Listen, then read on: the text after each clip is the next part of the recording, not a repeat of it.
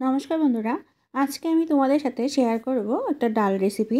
তো শীতকাল তো চলেই এসেছে, পালং শাকও উঠে গিয়েছে। তো আজকে আমি তৈরি করব পালং শাক দিয়ে মুগ ডাল। তো সেই রেসিপিটাই কিভাবে করছি চলো দেখে নেওয়া যাক। তো প্রথমে আমি মুগ ডালগুলোকে ভেজে নিয়েছিলাম। এখন মুগ ডালগুলোকে নিয়ে নিচ্ছি একটা পাত্রে, নিয়ে জল দিয়ে বেশ ভালোভাবে আমি মুগ ডালগুলো ধুয়ে নেব। বেশ ভালোভাবে কয়েকবার ধুয়ে নেওয়ার পরে এখন আমি পরিমাণ মতো জল দিয়ে মুগ ডালটাকে সিদ্ধ করতে বসিয়ে দেব। সিদ্ধ করার সময় আমি এখানে একটু লবণ দিয়ে দেব আর দিয়ে দেব 2-3টা কাঁচা লঙ্কা। এদিকে আমি পালং শাকগুলোকে নিয়ে নিয়েছি, নিয়ে এভাবে কেটে নিচ্ছি। সবগুলো পালং শাক আমার কেটে নেওয়া হয়ে গিয়েছে। এখন আমি শাকগুলোকে ধুয়ে নেব। শাকগুলো আমার ধুয়ে নেওয়া হয়ে গিয়েছে। এদিকে ডালটাও মোটামুটি আমার সিদ্ধ হয়ে এসছে। ডালটা আমার সিদ্ধ হয়ে গেছে। আমি হালকা ডাল ঘুটনি দিয়ে হালকা একটু প্রেস করে নেব। আমি পুরোপুরি ম্যাশ করব না, হালকা একটু ম্যাশ করে নেব, একটু গোটা দানা দানা থাকে যাতে, এরকমভাবে, ঠিক এরকমটা হবে। এখন আমি এর ভিতরে হলুদ দিয়ে দেবো। যেহেতু আমি সিদ্ধ করার সময় হলুদ দিইনি, তাই এখন আমি যতটুকু হলুদ লাগে হলুদটা দিয়ে দেব এবং আরেকটু জাল হতে দেবো। একটু নাড়াচাড়া করে দিচ্ছি এবং আরেকটু জাল হতে দেব ডালটাকে। তো ডালটা আমার এরকম জাল হতে থাকবে। ডালটা যখন জাল হয়ে আসবে এরকমভাবে, তখন আমি এর ভিতরে যে কেটে রাখা পালং শাকগুলো সেগুলোকে সবগুলো দিয়ে দেব। এখন পালং শাকটাকে ডালের সাথে একটু সিদ্ধ হতে সময় দেব।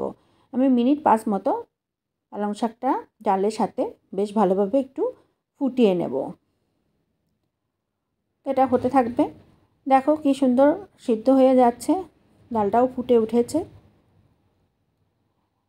এখন আমি এটাকে ফোড়নে দিয়ে দেব। ডালটা বেশ ভালোভাবে এরকম ফুটে উঠবে।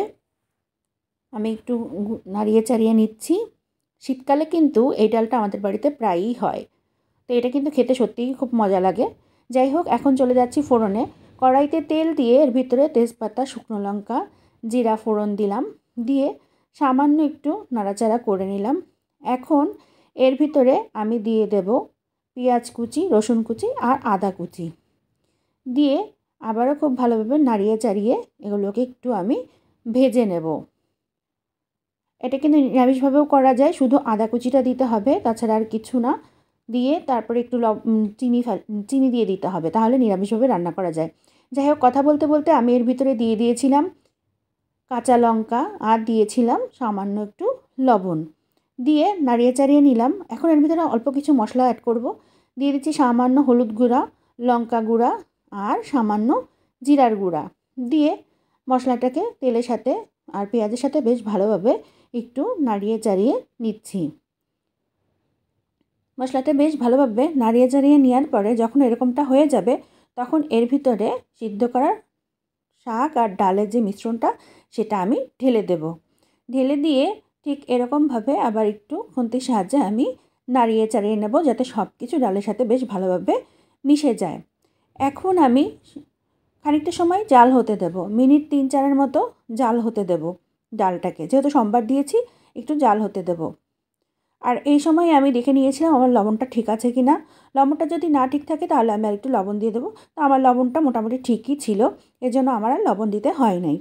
এটা তৈরি হয়ে গিয়েছে। আমি নামিয়ে এখন পরিবেশন করে নেব।